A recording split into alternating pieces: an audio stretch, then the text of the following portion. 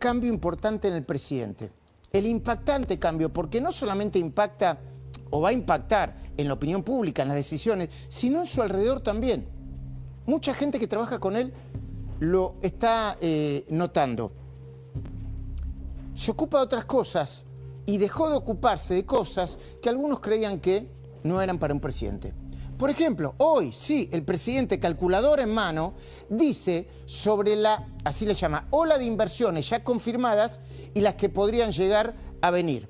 Dice lo siguiente: hay 105 mil millones de dólares dando vuelta en inversiones. Y los detalla así: 25 mil millones de dólares pendientes de aprobación. Perdón, aprobados, no pendientes de aprobación, ¿eh? Primero, 25 mil millones de dólares aprobados. Después, 25 mil millones de dólares pendientes de aprobación. Luego, 30 mil millones de dólares previstos en el acuerdo entre YPF y Eni. Estuvo el titular de YPF en Italia hace poco anunciando eso. Luego, 25 mil millones de dólares anunciados por la empresa OpenAI, que fue anunciada por el propio titular. Milei desmiente de manera terminante, lo acabamos de decir, le importaba mucho en el gobierno porque están empezando a intuir que el kirchnerismo vuelve con ruido y con ganas de meter demasiado ruido. El presidente desmiente de manera terminante la versión de que el gobierno está negociando con el kirchnerismo 2 vacantes para completar una Corte Suprema de Justicia de 5 miembros. Ya lo sabés, el rumor fue publicado en las últimas horas. Aseguraba que, por un lado, la senadora ultraquiristinista Anabel Fernández Sagasti sería propuesta por el peronismo y que iba a ser aceptada por el resto del Senado. Y por el otro, el camarista Mariano Llorens sería propuesto por el oficialismo, que responde al Poder Ejecutivo, y también sería aceptado. Bueno, afirma el presidente: es absolutamente falso. Y sospecho, por no decir que estoy seguro, que viene del mismo lado de quienes inventan que quieren reformar la Constitución. Silvina Martínez, ¿por qué cada tanto surgen estas versiones? Vienen del lado del peronismo, el kirchnerismo, de Cristina, Oscar Parrilli, ¿no? Sí, porque además buscan nombres que la gente va a generar rechazo. El nombre de Fernández Sagasti en un lugar como la Corte, alguien que viene de la política, que claramente es militante kirchnerista, genera rechazo por parte de la ciudadanía, y además esta idea de que hay alguna especie de tongo o de arreglo entre el gobierno con el kirchnerismo, que es lo que la gente precisamente no quiere y por eso votó a Milei. Se le preguntó entonces a Milei si alguien del gobierno pudo haber estado negociando en su nombre. Respondió: los peronistas no tienen diálogo conmigo y tampoco habilito a nadie para que ese diálogo se produzca. De manera que si alguno fue a negociar por las suyas, me parece que la respuesta es contundente. Por cuerda separada, le acaban de informar al presidente que el diálogo con los gobernadores venía muy bien. Pero tanto el presidente, ustedes lo escucharon a Rucau, ¿no?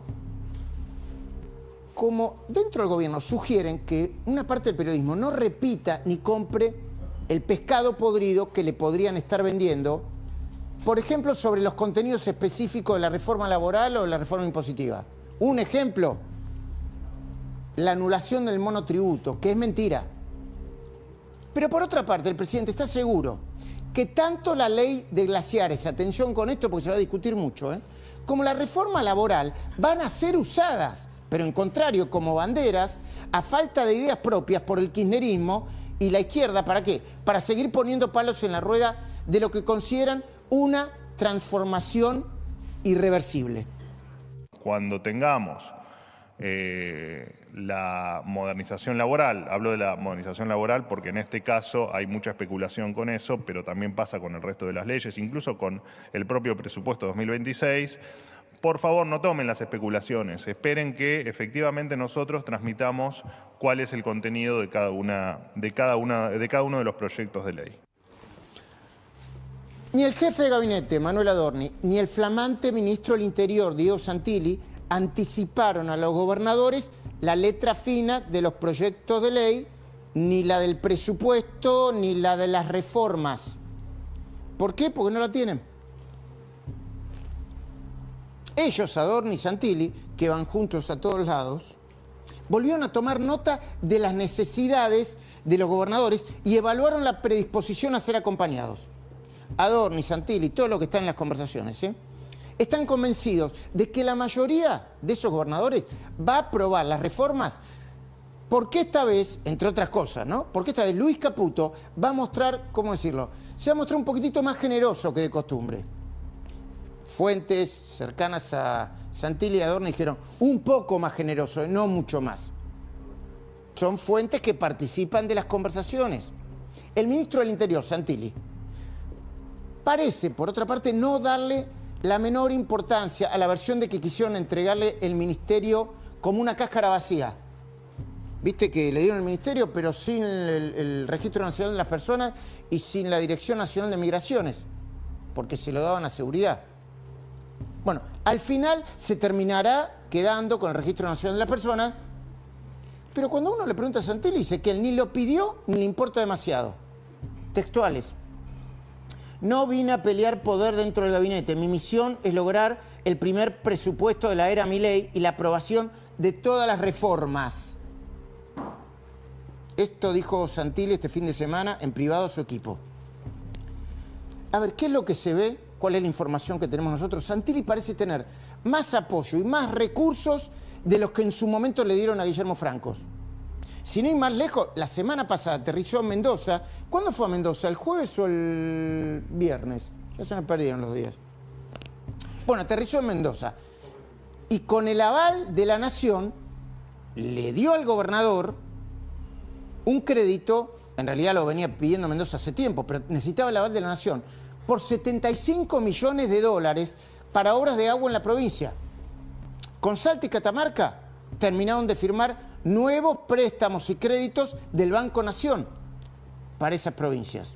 Dicen cerca de Santilli, no les vamos a dar a cada gobernador la plata que el presupuesto no tiene para romper el déficit fiscal. Eso no se va a hacer. Le vamos a dar lo mínimo y necesario para que ellos sientan que tenemos vocación de ayudar. El viernes estuvo en Mendoza, gracias. A ver, Santilli es un negociador dato, dice, entre 0 y 10 puede haber 2 o 3. Y eso es menos que nada. Quizá el dato más relevante es que por ahora la mesa integrada por Karina Milei, Adorni, Santiago Caputo, Martín Menem, Patricia Bullrich y el propio Santilli funciona como lo haría nada del otro mundo. Un equipo normal que busca los mismos objetivos. Hasta hace muy poco la interna era furiosa.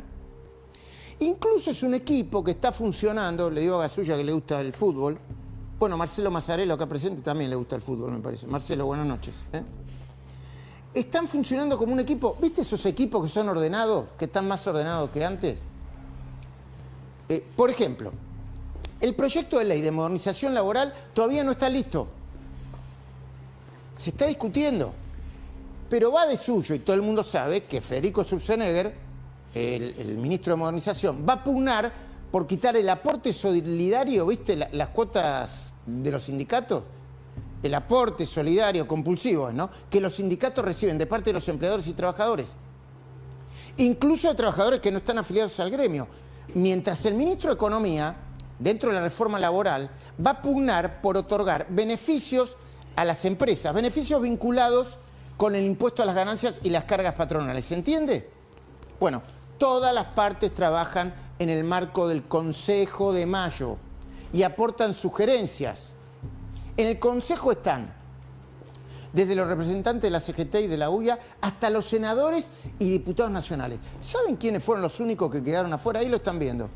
De cualquier negociación, bueno, son los gobernadores kirchneristas, Axel Kicillof, Gustavo Melella, de Tierra del Fuego, Gildo Infran, de Formosa, y Ricardo Quintela, de La Rioja. Ellos son parte del peronismo en estado de descomposición, sin norte ni brújula. Es un peronismo dispuesto a rechazar todo, sin siquiera conocer la letra chica del proyecto. Así reaccionaron con el flamante acuerdo comercial entre la Argentina y los Estados Unidos. Un acuerdo que todo el mundo lo sabe, todo el mundo lo ve. Tiene el valor de una carta de intención. Todavía no está la letra chica. Pero el ministro de la Producción de Kicillof, Augusto Costa, cuando no, habla del asunto como si fueran las 7 plagas de Egipto.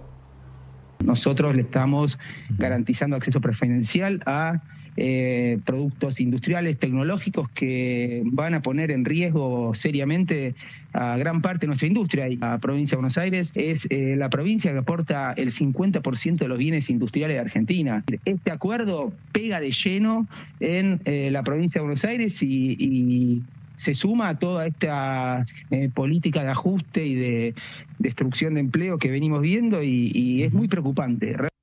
¿Cómo sabe todo eso? Si todavía no empezó a aplicarse. Atrasan 40 años, desde el principio de democracia, cuando se negaron a discutir una modernización laboral, una reforma laboral. Y están sumergidos en una interna salvaje, ahora lo vamos a hablar con la mesa. Una interna de todos contra todos, en la que se acusan de corruptos, drogadictos y egoístas. Están y siguen demasiado enamorados de las cajas y el poder. Creo que Cristina y su hijo se tienen que dejar de joder, correrse. Y voy a decir algo y me hago cargo de lo que digo. Sí. Digo, quiero un tipo normal a cargo de ese tipo de responsabilidad. Tu vida no puede ser todos los días hasta las 4 o 5 de la mañana de joda y con droga, ¿viste? Cortala. Entonces, si robaron, seguramente deben haber robado, Ari, seguramente deben haber robado. Hay muchas cosas que no se explican. Que la obra pública estaba cartelizada y que se ponían de acuerdo, no tengo la menor duda. Que no hay cómo explicar que el secretario de Cristina tuviera 40 millones de dólares, eso es cierto. Como mínimo tiene que haber un tráfico de influencias de ese hombre. Creo que el peronismo sí necesita nuevas voces, nuevas ideas, y que mientras esas nuevas ideas no aparezcan, renovar una cara no sirve de nada. Algunos hablan